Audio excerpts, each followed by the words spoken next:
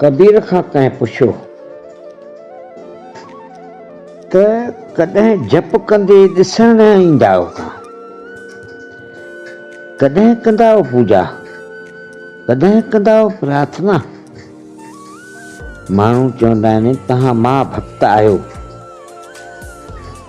लेकिन भक्ति कंदा कॾहिं आहियो। ॾिसंदा आहिनि तव्हांखे माण्हू कम में लॻा पिया हूंदा हो, कपिड़ो बुनंदा हो, बाज़ार विकिणण वेंदा हो, लेकिन कॾहिं तव्हांखे ध्यान पूजा मंदिर में त कॾहिं ॾिठो ई न आहे। त कबीर चयो मां जेको बि कंदो आहियां उहा मुंहिंजी परिक्रमा आहे,